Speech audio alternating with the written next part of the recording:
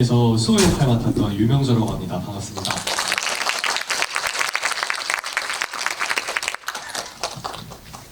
네, 3학년 2학기에서 우재 역을 맡은 양지훈입니다. 반갑습니다. 다시 한번 QR코드 부탁드리겠습니다. 저기 현재 200명 있는데요. 여러분이 들어오시면 300명이 될 것 같습니다. 꼭 들어오셔서 저 안에서 이렇게 많은 말씀 해주시면 200명 분들이 와, 서울에서 이런 일이 있구나 라는 걸 확인할 수 있을 겁니다. 저는 3학년 2학기에서 백사장이었습니다.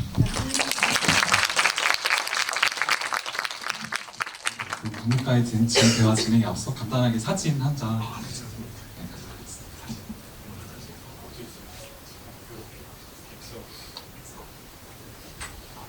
네, 배우분들.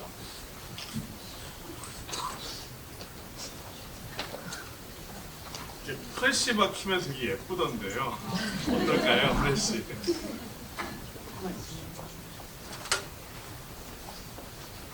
와우.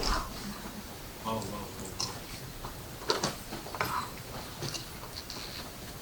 네, 사진 찍겠습니다. 영상 돌리고 있습니다. 네. 찍겠습니다. 하나, 둘. 3학년 하면 뭐 할까요? 3학년 뭐 이렇게 뭐라고 하시는 대로 하시죠. 3학년 2학기 화이팅. 아, 제가 3학년 2학기 하면 화이팅 하면 되나요? 네, 선창하시고 후창. 아. 3학년 2학기 화이팅! 고맙습니다. 네, 감사합니다. 네, 감사합니다. 네, 그러면 백범수 평론가님과 이란희 감독님 모셔서 관객과의 대화 진행하도록 하겠습니다.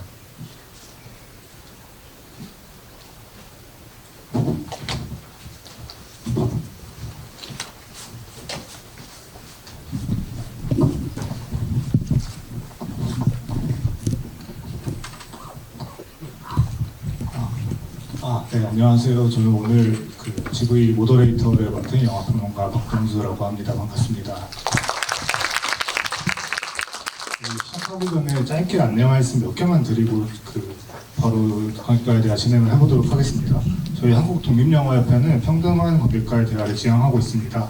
여기 스크린에도 이제 평등문이 적혀 있고 나눠드린 자료집에도 평등문이 적혀 있는데요. 저희 이제 관객과의 대화 때 뭐 질문을 하실 때나 아니면 감상을 나누어 주실 때 이 평등문의 내용들을 좀 곱씹으면서 얘기를 해주시면 감사하겠습니다.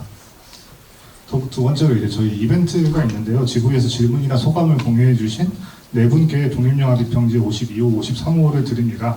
때문에 이제 관객과의 대화 이제 질문도 많이 해주시고 끝까지 자리 지켜주시면 감사하겠습니다.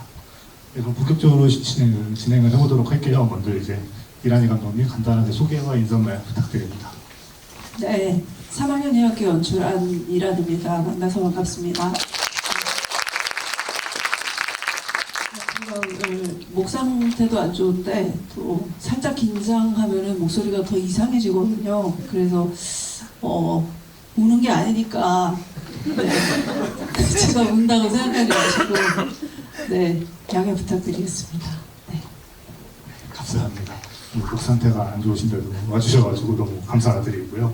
그럼 제가 먼저 감독님께 몇 가지 질문과 이제 영화에 대한 얘기를 조금 드리고 나서 좀 우리 관객분들도 되게 많이 오셔가지고 관객분들 질문 중심으로 좀 진행을 해보도록 하겠습니다. 저는 이제 3학년 2학기를 이제 몇 달 전에 무주영화제에서 처음 관람을 했었는데 보면서도 그 감독님의 첫 번째 장편 영화인 휴가 생각을 좀 많이 했어요. 휴가 같은 경우에도 어떻게 보면은 그 휴가라는 제목이 주는 뉘앙스랑 다르게 노동으로부터의 휴가가 아니라 파업으로부터의 휴가, 투쟁으로부터의 휴가고 그렇게 돌아왔는데도 결국 다시 노동으로 하게 되는 그런 영화잖아요. 그리고 이제 거기에서의 노동에는 물론 이제 일터로 나가는 것도 포함이 되지만 뭐 가사노동이나 뭐 밥을 한다거나 그런 것도 다 포함이 되어 있는.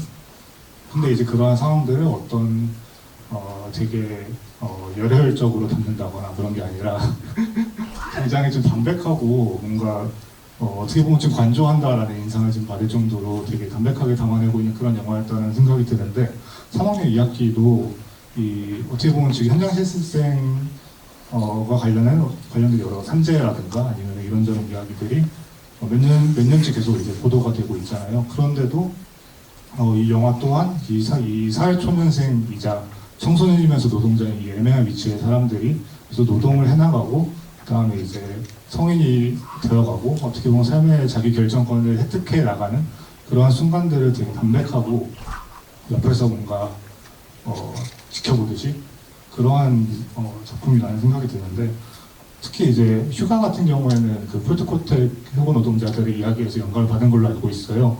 그렇다면 3학년 2학기는 또 어떤 출발점을 갖고 이렇게 만들어지게 된 작품인지 먼저 여쭤보고 싶습니다. 네. 사실 이번에 그 여러분들 제작일지 다 보고 계시잖아요.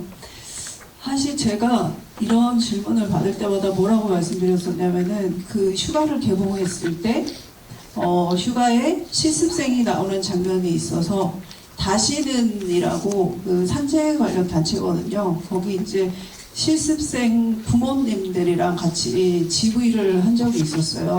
그래서 그때 이제 그분들이랑 말씀 나누고 극장을 에브시네마였거든요. 거기서 이제 극장을 나와서 골목을 빠져나가면서 이제 그분들 뒷모습을 보면서 다음 작품은 실습생 인연을 해야 되겠다. 이렇게 결심했던 걸로 제가 기억을 해서 항상 그 말씀을 드렸는데, 이번에 제가 제작일지를 쓰면서 제가 썼던 창작일지를 한번 좀 훑어봤거든요. 그랬더니 그때가 아니라 그보다 좀 더 전에 저 혼자 창작일지를 한참 쓰던 시절에 제가 그거를 썼더라고요. 그래서 저 미리 생각은 하고 있었구나. 근데 혼자 뭘 이렇게 쓸 때는 그게 이미지로 기억이 안 되잖아요. 이제 그러다 보니까 이걸 해야 되겠다라고 결심한 순간을 그 이미지로 내가 기억을 하고 있구나, 그런 생각이 들었고, 어쨌든 그렇고요. 근데 이제 그게 왜 그렇게 된 거냐면은 휴가를 이제 다 만들고 영화제도 가고 이런 다음에 다음 작업을 해야지라고 생각을 하고, 지금 우는 거 아닙니다. 다음 작업을 해야지 하고 뭘 했냐면은 그 이것저것 관심 있는 영역의 책을 좀 봤어요.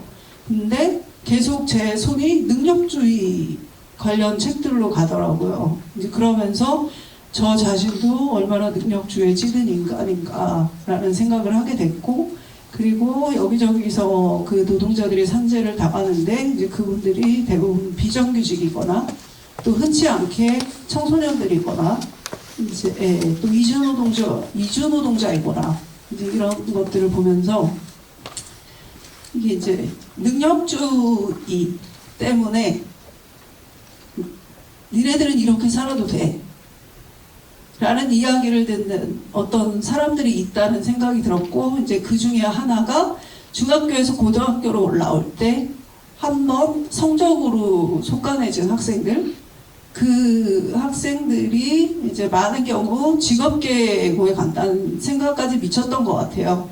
이제 그러면서 이런 얘기를 해야 되겠다라는 생각을 했던 것 같습니다. 말씀 들으면서 자연스럽게 제 다음 질문으로 넘어가면 좋을 것 같은데요. 말씀 주신 것처럼 그 능력주의 같은 것들로 인해서 그 청소년들이 고등학교를 진학하고 또 대학으로 진학하고 하는 과정에서 말씀하신 것처럼 속가지는 그런 과정들이 있잖아요. 영화 안에서도 창호의 동생은 또 이제 인문계고를 다니면서 수능을 준비하는 그런 인물로 나오기도 하고요. 그런 것들을 떠올려보면 사실 이 영화가 다루고 있는 대상이 아까도 제가 이제 영화 소개하면서 얘기를 했지만 되게 경계선상에 있는 사람들이다. 그러니까 청소년에서 성인으로 이행되고 있는 그런 상황이기도 하면서 노동자이면서 노동자가 아닌, 그러니까 노동자이면서 현장 실습생 이런 어쨌거나 학생의 신분을 또 가지고 있고, 그러면서 이제 회사로부터는 야근이라든가 잔업, 철야 같은 것들을 알게 모르게 강요 아닌 강요를 받게 되는 상황이고, 그리고 이제 영화는 그런 것들을 다 이제 보여주고 있잖아요. 그런 지점들이 되게 뭐랄까요? 이렇게 툭 튀어나와 있지 않고 자연스럽게 창호와 그 주변 우재나 성민 같은 인물들을 따라가면서 이렇게 보여지게 되는데, 그럼에도 이 현장 실습생에서도 결국 그 자리에서 물러나게 되는 그 인물이 이제 아까도 무대 인사를 해주신 그 우재와 성민이 있잖아요. 그러니까 우재 같은 경우에는 결국 이제 아버지 편의점에서 일을 하게 되고, 성민 같은 경우에는 결국 이제 배달 노동을 하게 되는 그런 것도 어떻게 보면은 이 특성화고를 나온 그 학생들의 어떻게 보면 되게 저희가 흔히 보게 되는 진로, 그리고 이제 아까 얘기해주신 능력주의로서 뭔가 이 능력주의 담론 안에서 탈락한 사람들이 가게 되는 곳처럼 여겨지는 경향들이 있다고 생각을 하는데, 그래서 이제 이러한 지위에 있는 이 청소년 노동자라고 할 수 있는 사람들, 특히 그 중에서도 현장 실습생 그 사람과 그 주변의 이 친구들을 담아내 이 영화에 담아내는 과정에서 가장 좀 중점적으로 고민하셨던 게 어떤 지점인지 좀 여쭤보고 싶었어요. 네. 그 제작 일지를 보셨으니까 그 첫 번째 버전, 두 번째 버전, 세 번째 버전 중에 이게 이제 세 번째 버전인데 진짜 첫 번째 버전 그리고 두 번째 버전까지 계속해서 있었던 건 뭐였냐면은 그 청소년 창우가 어떤 그 자기 계급, 자기 상황에 대해서 수치심을 가지고 있는 존재로 제가 그리고 있었어요. 근데 이제 인문계에 다니는 이성 친구가 있고 뭐 그런 되게 지금 생각해도 너무 웃긴데 어쨌든 네, 그런 걸 통해서 제가 그 얘기를 이제 직설적으로 좀 이야기를 만들었던 거죠. 근데 이제 그것들을 곱씹으면 곱씹을수록 그리고 제작일지에 썼듯이 그 부산의 APM에 가서 여러 사람한테 그 스토리를 설명하면 설명할수록 아 이거 좀 아니다 싶었고 그래서 이제 제가 하고 싶었던 얘기는 일단 좀 밀어두고 제가 다루려고 하는 그 인물 그리고 그 인물군을 관찰해서 잘 묘사하는 일에 집중하기로 했고 그 이면에서 어떤 관객들은 제가 하고자 하는 얘기를 읽어내 주시리라 이렇게 생각을 했던 것 같아요. 그래서 제가 하고 싶은 얘기는 연출 의도에다가 아주 직설적으로 써놓고 실제로 영화는 그 인물군들이 어떤 사람들인지 어떤 시간들을 거쳐서 20살이 되는지 여기에 집중하려고 했고 이제 그러다 보니까 어떤 전형적인 한 사람의 실습생을 묘사하는 방식이 아니고 이제 우재 같은 케이스 그리고 다혜 같은 케이스, 성민이 같은 케이스, 창우 같은 케이스 그리고 창우의 어떤 롤 모델이 될 만한 수호라는 사람의 죽음 이렇게 해서 구성을 하게 됐습니다. 그래서 이제 그 인물군들을 통해서 표현하고 싶은 거는 우재처럼 일하다가 화장실 가서 자는 그러니까 그런 아이들이 이제 막 노동을 시작하고 있다는 거죠. 네, 그런 쪽으로 집중해서 만들었습니다. 그 다양한 조연들 얘기 나온 김에 제가 이어서 질문 하나만 더 드리고 분들께 마이크 넘겨보려고 하는데요. 같이 현장 실습을 하는 이제 우재, 다혜 그리고 성민 같은 캐릭터들도 있고 말씀하신 그 수호라는 인물도 일종의 뭐랄까 여기서 일을 잘하고 이 사장님 뭐 혹은 과장님 눈에 들면은 나도 저렇게 수호 형처럼 멋진 사람 멋진까지는 모르겠지만 어쨌든 저렇게 일 잘하는 노동자가 될 수 있을 거야 라고 이제 창호가 바라보게 되잖아요. 다른 한편으로 그 주변을 이루고 있는 되게 많은 인물들이 또 존재를 하는데 뭐 제가 아까 얘기했던 창호의 동생도 있을 거고 그다음에 알게 모르게 창호의 동생은 공부를 해야 되니까 이제 이사 갈 때 좋은 방을 줘라, 조용한 방을 줘라라고 얘기를 하는 엄마도 있고 혹은 이제 그 창우가 처음 딱 이제 갔을 때 창우가 우재를 맡게 되는 사수라고 할 수 있는 송대리였나요? 그런 캐릭터도 있고 혹은 이제 뭐랄까 자기 자신도 되게 회사 실적에 쪼들리면서 다른 한편으로는 그걸 위해서 가죽 치마도 안 사주고 이제 철야나 혹은 잔업 같은 걸 알게 모르게 강요하는 그런 이제 이 조과장 같은 사람도 있고 혹은 이제 다혜 같은 경우에는 처음으로 이제 장례식장에 가게 돼가지고 일을 하다 사람이 죽을지 몰랐어라는 이야기도 하게 되잖아요. 어떻게 보면 창호를 중심으로 거의 원톱으로 흘러가는 영화긴 하지만 그 주변의 인물들이 되게 창호 그리고 이제 현장 실습생이라는 존재를 둘러싼 여러 그 아까 감독님께서 직설적으로 얘기하고 싶었지만 그렇지 않았던 갈등들을 알게 모르게 영화 안에서 다 발산하고 있다는 생각이 들거든요. 그 외국인 노동자인 그 알리 같은 캐릭터도 그렇고요. 이런 그 주변 인물들, 그 현장 실습생 친구들이 아닌 또 다른 주변 인물들은 또 이제 어떻게 하나하나 고심해서 영화 안에 집어넣게 됐는지도 여쭤보고 싶어요. 네, 그 되게 여러 가지 방식인데 그 이주노동자 알리라든지 그리고 그 좀 못되게 구는 송대리라든지 그 다음에 좀 비교적 친절해 보이는 한주임 같은 경우에는 그 첫 번째 버전, 두 번째 버전에 나오던 캐릭터고 굉장히 많이 축소된 겁니다. 세 번째 버전에서 그렇게 된 경우였고, 그다음에 담임 선생님 같은 경우는 첫 번째 버전, 두 번째 버전, 세 번째 버전에 다 비슷한 버전으로 등장을 하셨고, 엄마 같은 경우도 동일한 비중으로 쭉 왔던 것 같고, 특별히 캐릭터상 달라진 점은 없었던 것 같고요. 그리고 인문계를 다니는 동생 같은 경우에는 처음에는 없었고 두 번째도 없었나? 하여튼 그 인문계를 다니는 이성 친구 컨셉이 사라지면서 인문계에 다니는 학생이 한 명 들어가면 좋겠다 생각을 하면서 아마 동생으로 들어갔던 것 같습니다. 네, 그렇게 뭔가 이전 버전에서 있었던 사람들이 실습생 4명과 그 실습생의 선배인 수호 이야기로 집중을 하면서 상당 부분 이렇게 약화가 된 것이고요. 그리고 사실 이게 그 창우 원톱의 이야기이기는 하지만 사실 창우가 왜 그런 문제를 겪고 왜 그런 결정을 하고 이런 것들을 보여주려면 창우를 감싸고 있는 세계를 구성하고 있는 그 사람들의 존재를 보여줄 수밖에 없었기 때문에 최대한 그 필요에 맞춰서 구성을 했던 것 같습니다. 네. 그 세계들을 보면서 예전에 공장 비슷한 데서 알바 같은 거 할 때 느낌들이 많이 새록새록 떠오르더라고요. 그래서 되게 많이 좀 확 영화 안에 공감을 하면서 영화를 처음에 봤던 것 같습니다.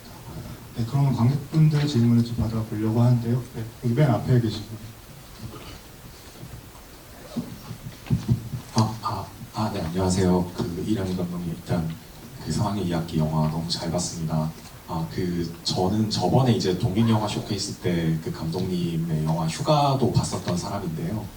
그 두 작품을 약간 제 나름대로 좀 뭔가 비교를 하면서 좀 보게 되는 지점들이 있더라고요. 근데 이번 작품, 저번 작품도 너무 좋았지만 이번 작품이 특히 더 좋았다고 느껴진 지점이 좀 두 가지 측면이었는데, 사실 저번에 이제 휴가를 보고 나올 때는 약간 그런 이런 진짜 노동 현장과 이렇게 밀접해 있는 사람들이 이런 고민을 갖고 있구나라는 어떤 무거운 마음이 좀 있었는데, 이번 영화는 사실은 이제 어떤 그런 현실에 대한 객관성을 놓치지 않으면서도 그 중간중간마다 이제 저 친구들의 어떤 그 뭔가 되게 뭔가 실소를 자아내기도 하고 되게 쾌활하고 어떤 그런 역동적이고 웃긴 지점들, 그런 부분들을 되게 틈틈마다 잘 살리신 것 같더라고요. 그래서 보통 이제 다른 노동자 관련 영화들하고 비교해봤을 때도 뭔가 너무 우울해지지도 않고 그렇다고 막 너무 밝게 그려지지도 않는데 그 안에서 뭔가 객관성과 유머를 잘 이렇게 조율하셨다는 생각이 들어서 이런 부분을 좀 균형을 어떻게 잡으시려고 하셨는지 그런 거를 좀 여쭤보고 싶었습니다. 네. 휴가는 안 웃기던가요? 휴가는 제가 되게 웃긴 거를 넣으려고 엄청 애를 많이 썼는데, 근데 이제 그 인물이 지고 있는 어떤 고통의 무게가 너무 크다 보니까 네, 관객분들이 이렇게 마음대로 못 웃으시는 것 같은 그런 느낌이 들었고, 이제 그 전에 휴가의 전신인 천막이라는 영화도 제가 진짜 유머 코드를 엄청 많이 넣는다고 넣었는데 그것도 이제 보시면서 마음대로 좀 웃지 못하는 그런 것들을 봤습니다. 근데 이제 3학년 이야기 하면서도 어떻게 생각이 들었냐면은 저는 좀 그러니까 뭐라고 해야 되지? 이런 영화를 보시는 분들만 볼 수 있는 영화가 아니었으면 좋겠다고 생각했거든요. 이제 그러려면은 아까 제가 말씀드렸듯이 제가 부르짖고 싶은 어떤 이야기들을 최대한 숨기면서 사람들한테 보편적으로 저게 공장이긴 하지만 내가 사무실에 처음 취업했을 때 만났던 어떤 상황들, 만났던 사람들, 그리고 내가 느꼈던 감정, 이런 것들이 보편적으로 전해져야 한다고 생각을 했고, 그래서 뭐 예를 들면 일을 배우는 과정에서 우리가 처음에는 이렇게 사람들이랑 잘 어울리지 못한다거나, 그래서 이제 창우가 밥 먹으러 갔을 때 계속 TV만 보고 있고, 근데 TV에 뭐 재밌는 걸 하는 것도 아니고 그냥 날씨가 나오고 있는 건데 눈 뜰 데가 없어가지고 그 날씨를 쳐다보고 있는 거고, 그 다음에 이제 자기가 일을 잘 못하는 것 같으니까 열등감 같은 걸 느낀다거나, 그리고 이제 상대적으로 자기보다 일을 더 잘하는 성민이를 질투하고 미워한다거나, 뭐 이런 것들이 딱 이런 영화를 보시는 분들이 아니어도 이 영화를 함께 보실 수 있게끔 하는 방법이라고 생각을 했거든요.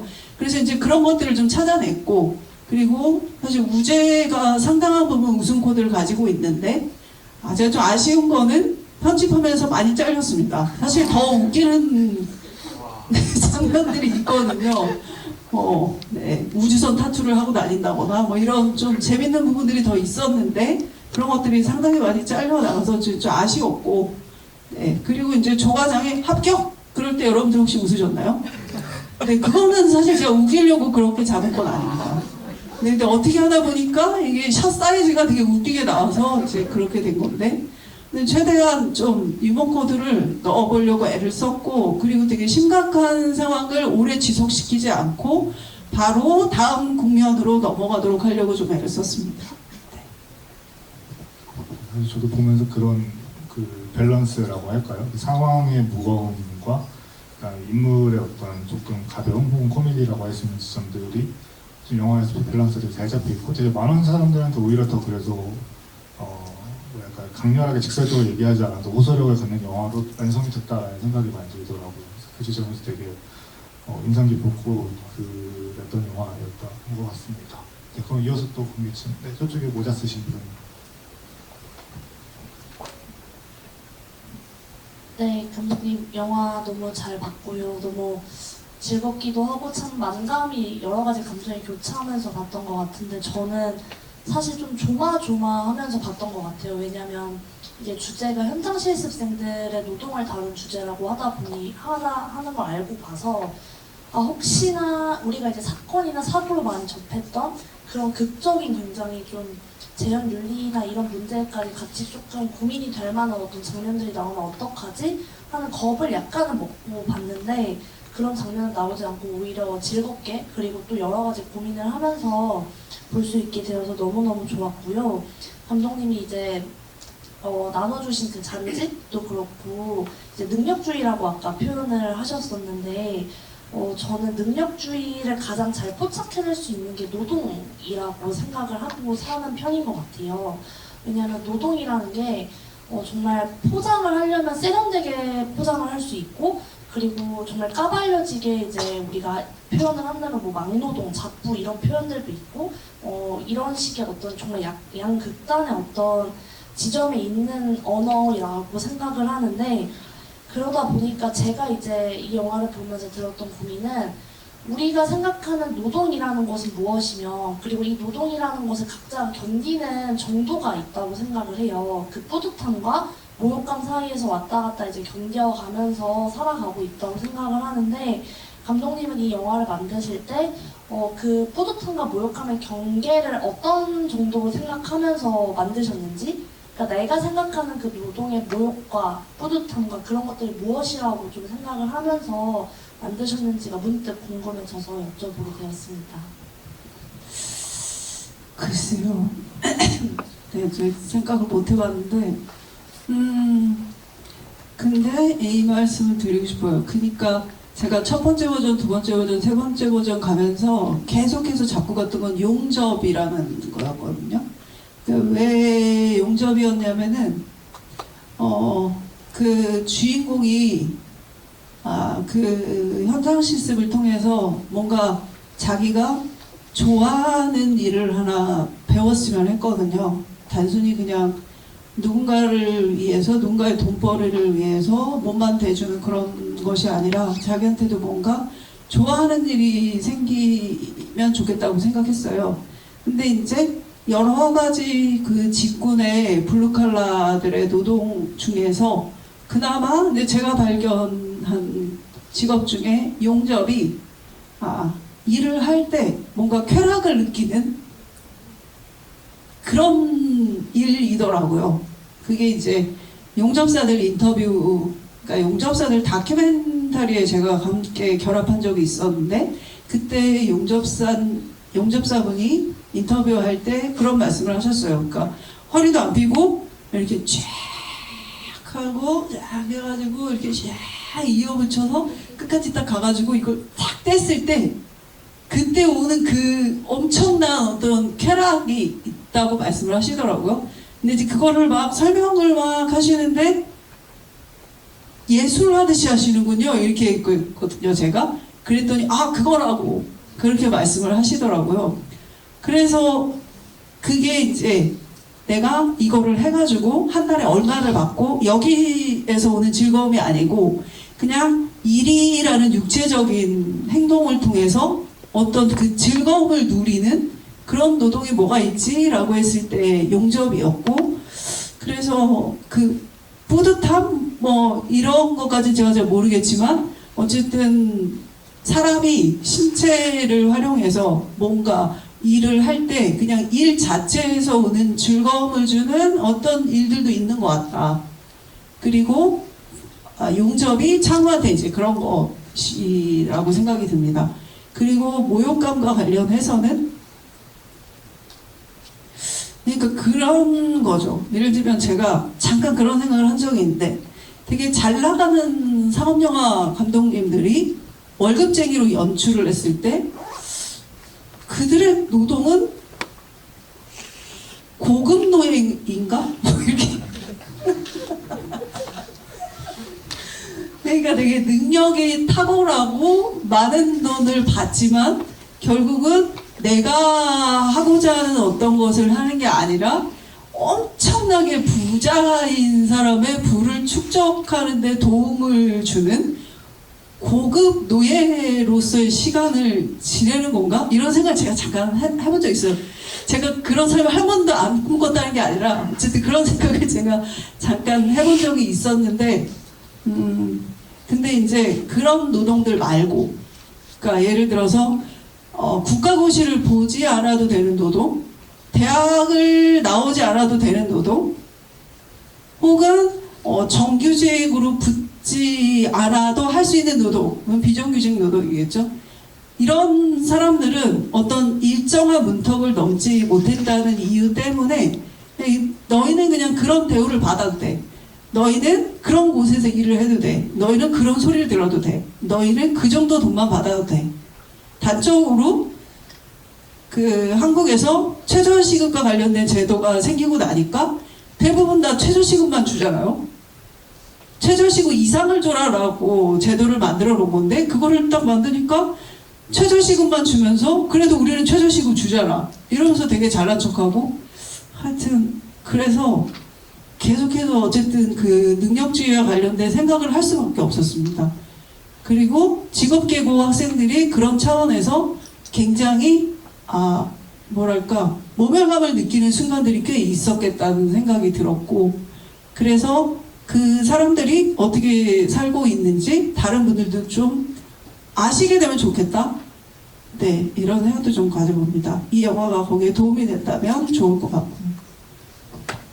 그리고 영화 안에서 하게 되는 편의점이나 배달 같은 게 그런 결과라고 할 수도 있을 것 같다는 생각이 문득 들었어요. 약간 어차피 편의점에서 일하도 최저임금 주는데 뭐 배달하면 더 벌 수도 있는데 약간 이런 식으로 해서 이 직업계 고등학교, 특성화 고등학교를 나왔지만 그 진로를 포기하고 얼마든지 조금 더 돈을 주거나 혹은 조금 더 편한 데로 갈 수 있는 그리고 이제 그런 데로 가게 하는 기제가 이제 좋은 직장 혹은 안전한 직장을 마련해주지 못하는 이 사회나 제도 같은 것들 그런 것들이 연장선상에 다 묶여 있는 거고 그걸 이제 사망리학이 되게 잘 드러낸다라는 생각이 얘기 들으면서 또 드는 것 같아요. 저도 그리고 아까 질문자분 말씀해 주시는 거 들으면서 조금 생각이 났는데 이 사고 같은 것들을 되게 잔혹하거나 혹은 충격적으로 표현하지 않고 어떻게 보면은 그러니까 영화에 나온 두 개의 사고가 있잖아요. 하나는 이제 소가 이제 사망하게 되는 사건이고 다른 하나는 창호가 그라인더를 하다가 이제 손을 다치게 되는 그런 두 가지 사고가 등장하는데 보통의 어떤 영화들 특히 이제 이런 뭐랄까 일단 어떻게 보면 좀 르포 형식을 띄려고 하는 그런 영화들은 이 현장 실습생 혹은 이 주인공의 노동자가 되게 막 갑질을 당하거나 혹은 위험천만한 노동을 막 하게 돼가지고 뭐 크게 다치거나 약간 이러한 상황들을 되게 적극적으로 묘사를 하면서 일종의 실태 고발 같은 명목을 가지고 얘기를 하는데, 이 영화 같은 경우에는 수호의 사고 장면 같은 경우는 아예 등장하지도 않고, 그다음에 창우의 그 사고 장면 같은 경우에도 뒷모습으로만 이렇게 살짝 지나가고 그렇게 넘어가잖아요.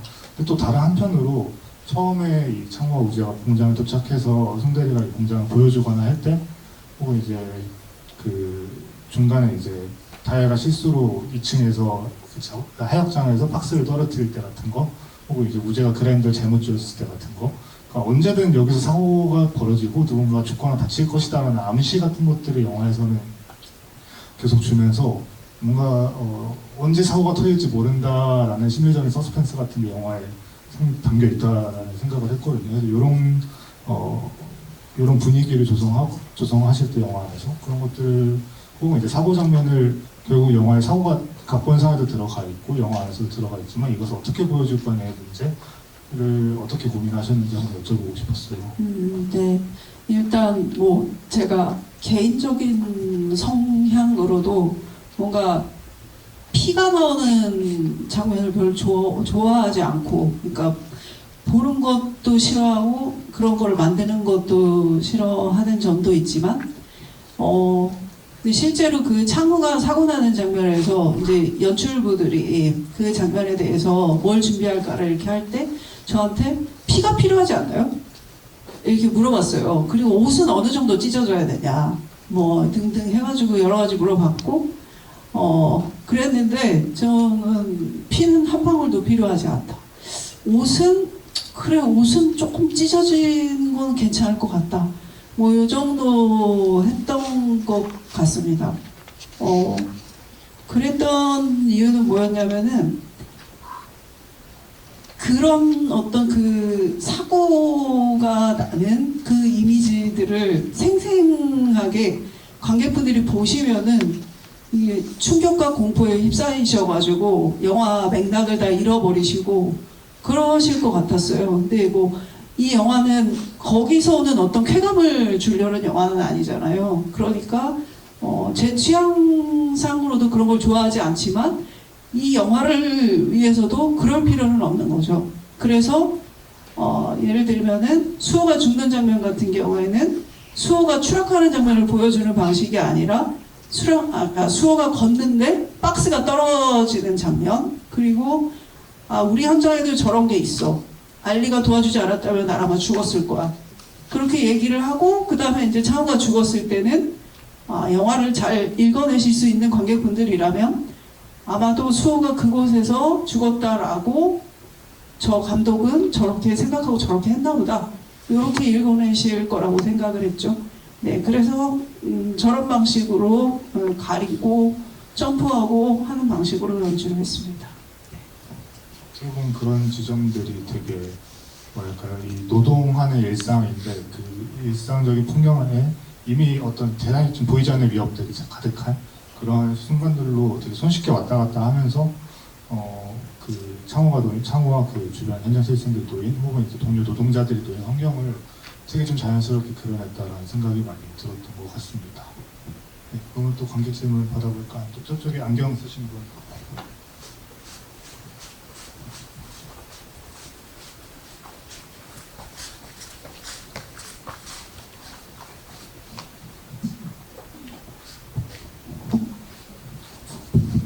안녕하세요, 감독님. 영화 되게 묵직한 영화인데 재밌게 봐주셔서 감사하고요. 감상평 간단히 말씀드리면 일단 저는 이 영화 완전 모르고 봤는데 어떤 내용인지 보면서 이제 약간 다음 소인이나 이런 것 좀 아까 평론가께서 말씀하신 것처럼 뭔가 그런 사회 고발성이 되지 않을까 했는데 그게 아니라 뭔 그런적인 이야기, 노동에 대한 약간 능력주의를 하셨는데 그거에 대한 반하는 아무튼 그렇게 뭔가 깊게 들어가가지고 그런 지금 꽤 놀랐고요. 근데 결말에서 이제 우리가 결국에 우리한테 넘어온 것 같은데 공이 이 아이들 어떻게 해야 되는지 사회가 해야 되는지 저희 이렇게 느꼈는데 그렇게 느꼈고 이제 첫 번째 질문은 이제 보면 이제 그 창우라는 인물이 4번 정도 이제 자기 이름을 쓰잖아요. 맨 처음에 이제 계약서 한번 쓰고 그 식당소 이름 쓰고 그 다음에 장례식장을 쓰고 마지막에 계약할 때 4번을 쓰는데 다 그게 잘 나오더라 정확하게. 이게 혹시 이제 제가 봤을 때는 초년생이 뭔가 처음 뭔가 한다는 의미가 있긴 한 것 같은데 좀 더 어떤 의도가 있으실지 그게 한 가지고요. 두 번째 제가 한 10년 전에 이제 저 결혼 전야라는 단편 영화를 봤는데 그때 너무 이제 그 부녀 연기 너무 리얼하신 것 같아요. 해가지고 좀 깜짝 놀랐거든요. 그래가지고 그 10년 만에 좀 만나서 여쭤드린 건데 그 배우분들이랑 입방 분 계신 것 같은데 배우만 만났을 때 어떻게 디렉션 하셔가지고 원하시는 글을 만드셨는지 노하우 있으면 좀 궁금합니다. 결혼 전야를 봐주셔서 반갑습니다. 네. 결혼 전야. 그게 이제 작품마다 좀씩 다른데요. 결혼 전야가 제가 가장 배우랑 하고 싶은 만큼 했습니다. 왜냐면은 결혼 전야라는 단편은 거기 엄마랑 딸이 나오는데요. 그 엄마 역을 맡으신 분 집에서 찍었거든요. 그리고 그 집에서 엄마 역 맡으신 분이 모든 결정권을 갖고 계신 분이었어요. 그래가지고 저희가 거기 한 20번 정도 가서 리허설을 했습니다. 그 집에 가서 배우들, 그러니까 상대 배우가 오지 못할 때는 스크립터가 딸 역을 하고 어떨 때는 제가 딸 역을 하기도 하고 그러면서 그러니까 촬영할 곳에 가서 20번 이상 리허설을 한 거예요. 그래서 거기서 연습하는 영상을 찍어가지고 그걸 제가 영화처럼 편집해서 동영상 콘티를 만들어서 촬영 감독한테 난 이렇게 만들고 싶어. 이렇게 해서 의사소통을 되게 쉽게 하기도 했고 그래서 진짜 배우랑 언없이 제가 하고 싶은 대로 그렇게 했던 작품이었고 근데 3학년 2학기 같은 경우에는 배우 수도 사실 제가 지금까지 만든 영화 중에 가장 많았고 로케이션 수도 많았고 그래서 모든 촬영 현장 가서 그걸 해볼 수는 없었어요. 그래서 공장 2군데를 저희가 주로 로케이션으로 찍었거든요. 그 공장 2군데랑 학교 그리고 차무집 요 4군데는 저희가 현장 리허설을 했습니다. 배우들이랑 같이 가서 원래 제 생각에는 그냥 배우들이랑 저랑 뭐 괜찮으시다고 하면 촬영 감독님 정도 이렇게 갈 생각이었는데 스태프들이 다 같이 왔어요. 그래서 그 현장에서 체크할 것들 다 체크하고 저는 이제 배우들이랑 뭐 이런저런 노동장면 같은 거 실제로 일을 해봐야 되니까 그 전에 뭐 용접이나 지게차 같은 건 배우들이 미리 배워서 자격증도 따고 했지만 그 현장에서 뭐 소소하게 수레를 끈다든지 아니면은 뭐 어떤 뭐 버튼을 누른다든지 이게 되게 잠깐만 해보면 되는 어떤 노동들이 있거든요. 이제 그런 것들은 또 배우들이 거기서 해보기도 하고 그렇게 해서 현장 리허설을 최대한 하려고 하는데 3학년 2학기 때는 현장 리허설을 장소별로 한 번씩밖에 못했다. 대신 이제 연습실에서 움직이면서 뭐 이렇게 대용 소품을 가지고 배우들이 신체 행동을 하면서 대사를 하면서 이렇게 리허설을 좀 했습니다. 그래서 제가 이제 배우 출신이니까 저는 사실 아무것도 모르고 영화 현장에 가서 되게 당황한 적이 많았었거든요. 그래서 좀 배우들 근데 또 그런 어떤 배우의 당황스러움 그리고 배우의 어떤 위기감 뭐 이런 것을 스크린에 담아내는 게 생생하다라고 생각하시는 감독님들도 계세요. 근데 이제 저는 그렇게 생각하는 쪽은 아니고 배우들이 뭔가 계획해서 뭔가 좀 해보고 현장에서 그걸 해보고 또 아니면은 말더라도 어쨌든 배우랑 뭘 좀 해보려고 하는 유의 연출이거든요. 네, 그렇습니다. 근데 3학년 2학기 때는 제작일지에도 썼듯이 제가 시나리오를 너무 늦게까지 붙들고 있는 바람에 배우들이랑 그 부분들을 할 시간을 한 달 정도는 날려먹은 것 같아요. 네, 그래서 많이는 못했지만 어쨌든 최대한 하려고 애를 썼다. 그리고 앞에 뭐 물어보셨죠? 앞에 질문이 이제 창우가 영화 안에서 네. 자기 이름을 쓰는 장면이 몇 번 정도 네네네. 나오는데 그 장면들을 어떤 이유로 혹은 이제 사회초년생으로서의 창우를 보여주기 위해서 넣으신 건지를 여쭤보셨습니다. 네, 그게 처음에는 그런 의미를 담으려고 한 건 아니었고 그 창우가 현장 실습을 시작하고 현장 실습을 쭉 겪다가 나중에 근로계약을 하는 것까지 하다 보니까 중간에 사인할 일들이 되게 많더라고요. 그래서 자연스럽게 시나리오에 그걸 썼어요. 근데 이제 계속 작업을 하다 보니까 아, 그런 코드를 익힐 수 있겠다. 지금 관객분께서 말씀하신 그런 생각이 들었고, 그거는 나쁘지 않다. 어쨌든 학생에서 노동자가 되고 청소년에서 어른이 되는 그런 어떤 과정을 담고 있기 때문에 자기 이름을 쓰는 행위는 또 그런 의미가 있을 수 있겠다는 생각이 들었습니다. 네, 그럼 이어서 또 관객 질문 받아보겠습니다. 이렇게 반팔 셔츠 입으신 그렇죠? 두분 다 반팔. 오른쪽에 계신 분. 네, 먼저 손을 들어주셔가지고요.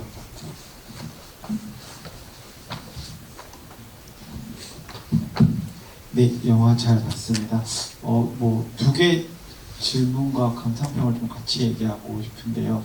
일단 오늘 영화 보면서 영화 보는 내내 좀 궁금했었던 것 중에 하나가 작품을 만드시는 과정에서 영화의 속도와 리듬을 어떤 식으로 결정하셨는지가 조금 궁금했습니다. 보통 노동 영화라고 생각하면 숙련공들이 일하는 현장에서의 이렇게 느껴지는 뭔가 그런 이렇게 소음이 가득하고 되게 빠르게 움직이고 이렇게 뭔가 이렇게 기계들이 우당탕탕하기도 하고 뭐 이제 그런 느낌의 바쁜 작업 현장 이런 느낌보다는 그런 숙련공이 아닌 실습생들이 느낄 법한 어떤 조금 이제 좀 긴장감이 있고 더디게 흘러가는 그런 공장의 느낌이었다는 생각이 들고, 그게 혹시 창우나 그 또래 친구들이 느끼는 그런 이렇게 속도와 리듬에 맞춰서 영화가 진행되게끔 하신 건지가 좀 궁금하고요. 두 번째는 노동 영화인데 또 노동 외의 것들, 그러니까 노동을 앞뒤로 했었을 때 노동을 하기 위해서 필요한 휴식과 재생산과 관련된 부분에 있어서 굉장히 중요하게 접근하는 작품이었다라는 생각이 드는데, 크게 뭐 이렇게 먹는 걸로 이렇게 뭔가 캐릭터를 보여주거나 이런 부분들이 인상적이었었고, 또 하나는 궁금한 부분인데 잠과 관련된 부분들을 굉장히 중요하게 다루셨다라는 생각이 듭니다. 유머 코드로 다루신 부분도 있는 것 같고요. 그리고 주인공의 잠자는 얼굴을 반복적으로 보여주는 장면들이 있었고, 그리고 또 뭐 굳이 더 나아가자면 영명과 관련된 부분들도 잠이라고 볼 수 있으니까 그런 것들도 좀 의도적으로 배치하신 건지가 궁금하고요. 또 얘기하다 보니까 길어지는데 하나만 더 궁금한 거는, 어쨌든 주인공이 자고 있는데 그 어머니가 주인공을 뭐랄까 이렇게 좀 관습적으로 바라본다라고 할까요? 이렇게 뭔가 상처를 발견하거나 이렇게 그런 뭐 이렇게 연민과 이런 눈빛으로 바라보는 그런 장면은 사실 나오지 않고 그냥 이렇게 습관적으로 한번 자는지 확인해보고 나가는 이런 것들만 계속 배치되어 있었는데 그런 이유도 좀 궁금합니다. 많은 질문을 주셨는데 일단 잠 얘기를 하면은 그러니까 뭐 먹는 거, 자는 거, 뭐 하는 거 이런 것들을 제가 일부러 어떤 간격을 두고 배치를 한다거나 그랬던 거는 아니었고, 어쨌든 창호를 쭉 쫓아가다 보니 이쯤에서는 어느 정도의 시간이 흘렀고, 그 다음에 엄마랑 무슨 얘기를 해야 되는데 그거는 식사냉면이면 좋을 것 같고, 그 다음에 치킨을 앞에 옛날 치킨과 뒤에 이제 그 브랜드 치킨 그렇게 좀 두 번 이렇게 나왔으면 했고, 뭐 이렇게 하다 보니까 먹는 장면이 또 직장 동료와의 식사들이 있잖아요. 그 되게 조과장이랑 되게 어색하게 먹는 그런 식사 장면, 그 다음에 친구들끼리 되게 기분 좋게 막 먹는 장면, 그 다음에 수호가 죽은 줄 모르고 성민이가 그 장례식장에 간 줄도 모르고 남아있는 두 아이들이 뭐 먹는 식사 장면이 필요해서 이렇게 하고, 뭐 이렇게 하다 보니까 지금 읽어내신 것처럼 뭐 노동을 위해서 뭐 재생산하는 시간, 노동력을 재생산하는 시간, 그런 것들이 자연스럽게 들어간 것 같습니다. 근데 제가 그런 의미를 가지고 그렇게 구성을 한 거는 아니었고요. 그리고 사실 잠을 자고 있는데 엄마가 들어와서 이불을 들춰보고 파스를 보고 이런 장면은 전 사실 그게 좀 관습적이라고 느꼈거든요. 근데 관습적이지 않게 느끼셨다고 하셔가지고, 근데 그거를 이제 엄마 얼굴 이렇게 막 카메라가 쫙 들어가가지고, 또 강진아 배우님 그 착한 눈에서 눈물이 뚝뚝 떨어지고, 막 이렇게까지는 하지 않은 거죠. 네, 그렇게까지는 하지 않았던 것 같고, 대신 이제 형이 되게 힘들게 일하고 와서 곤히 자고 있으니까, 그전에는 안 그러던 동생이 형광등 불을 꺼준다거나, 뭐 요 정도는 할 수 있겠다 싶더라고요. 그러니까 그 정도는 너무 그 손이 오그라든다? 네, 그러지 않는 선에서 할 수 있을 거라는 생각을 그렇게 했었습니다. 그리고 앞에 질문 첫 번째 질문이 이제 그 영화의 리듬과 속도에 대한 거였는데 보통, 네네. 네, 보통 노동 영화에서 되게 소년공들이 빠르게 네네, 노동하고 기억납니다. 네. 그 휴가 같은 경우에는요, 그 노동하는 장면을 제가 손을 진짜 공들여서 찍으려고 했습니다. 그래서 주로 그 카메라가 어떻게 움직이냐면은 지금 선생님 보면 마이크를 잡고 있는 손을 하다가 이렇게 올라서 얼굴을 보여주고 다시 또 이 사람이 무슨 일 하고 있나 이런 식으로 저 계속 했거든요. 그리고 그때 화면 배율도 16대 9였고 그렇게 해서 그 노동하는 손과 그 사람의 얼굴을 이렇게 왔다 갔다 하기 되게 좋은 비율이었어요.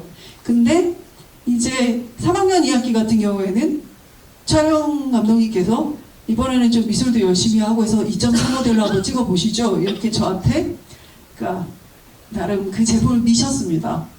그래서 저도 그래 내가 뭐 언제 2.35대1을 한번 해보겠어 이런 생각이 들어서 한번 해봤거든요. 근데 2.35대1은 이걸 못하겠더군요. 좀 많이 힘들었어요. 이렇게 하기가. 이제 그러다 보니까 좀 끌어서 찍게 되고 일하는 손, 그 다음에 얼굴 이렇게 끌어서 찍게 되고 이러다 보니까 좀 의도치 않게 노동하는 장면이 제가 생각한 것보다는 좀 빠르게 이렇게 컨전이 되더라고요. 그렇게 해서 찍혀서 그게 사실 저 좀 못내 아쉽긴 했는데 근데 이제 그걸 가지고 편집실에 갔더니 또 그거를 살려서 되게 빠르게 붙이시더라고요. 편집 감독님이. 그래서 어쩌면 좀 덜 지루하게 보실 수 있게 그런 리듬감을 가지고 편집이 된 것 같습니다. 네. 그리고 이제 꼭 실습생들이라고 해서 어떤 속도로 다 봐야 되겠다 이런 생각은 없었습니다. 그냥 그 사람들이 하는 일에 맞춰서 그렇게 촬영을 했던 것 같아요. 어떤 면에서는 넓은 화면비를 쓴 게 노동 자체를 보여주는 것도 그 휴가와는 다른 지점들을 만들어내지만 그 노동하는 곳이 어디인지 어떤 환경인지 여기 몇 명이서 뭘 하고 있는지가 한눈에 다 들어온다는 점에서 되게 많이 달랐던 것 같아요. 휴가 같은 경우는 또 주인공이 목수다 보니까 손이 되게 좀 중요했는데 여기서는 이제 뭐 용접하는 걸 사실 이제 클로즈업으로 손을 찍을 수가 없잖아요. 사실 찍어도 다 안 보이고 그러니까 그렇다 시도는 했었습니다. 그래서 그런 지점들이 좀 휴가와 좀 다르게 다른 리듬감을 좀 만들어냈다는 생각이 저도 말씀 들으면서 들게 되는 것 같습니다. 저희 이제 시간이 많이 흘러가지고요.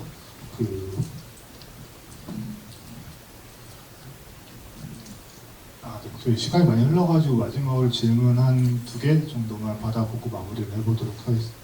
저쪽에 마스크 써주신 분. 잠시 제가 마이크를 잡고 있어가지고요. 제가 이거 하나만 말씀드릴게요. 톡방에 질문이 하나 있어서 이 질문을 좀 하는 게 좋을 것 같아서 톡방에 질문이 있습니다. 톡방을 잘 활용하시는군요. 감사합니다.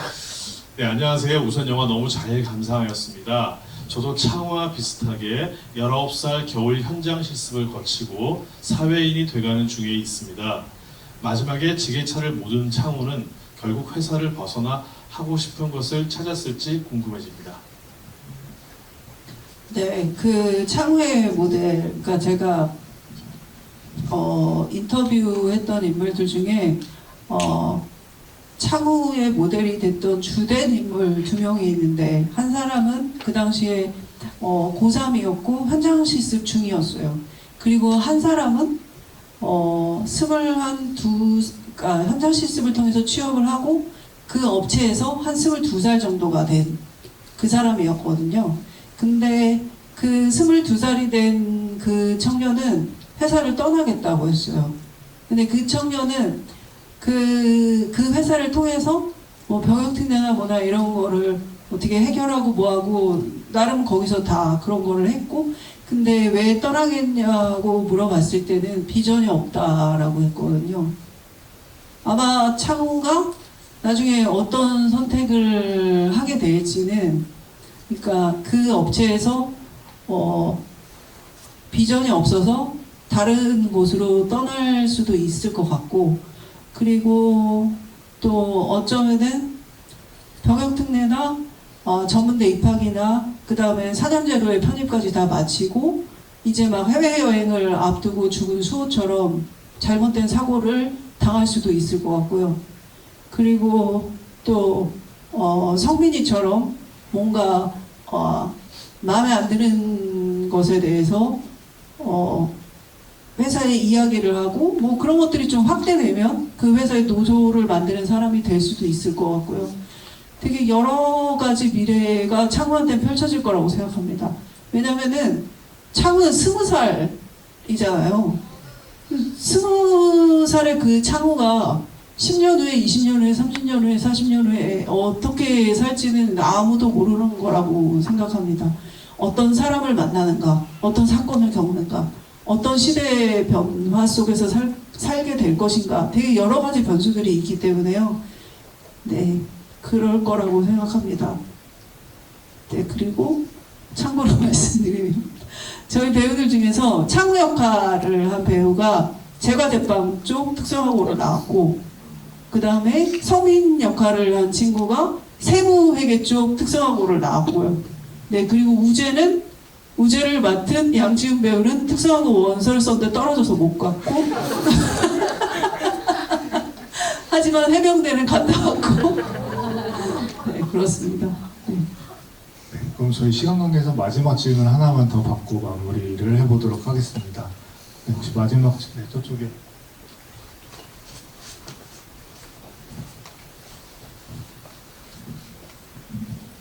선택을 해주시는데 저 질문 드리고 싶은 거는 그 중간에 기타 치는 장면이랑 그 장면의 선곡에 대해서 질문을 드리고 싶습니다. 그러니까 이 어떻게 보면 노동 현장을 담았는데 이게 스릴러가 될 수 있다는 거를 이 영화를 보면서 느꼈는데요.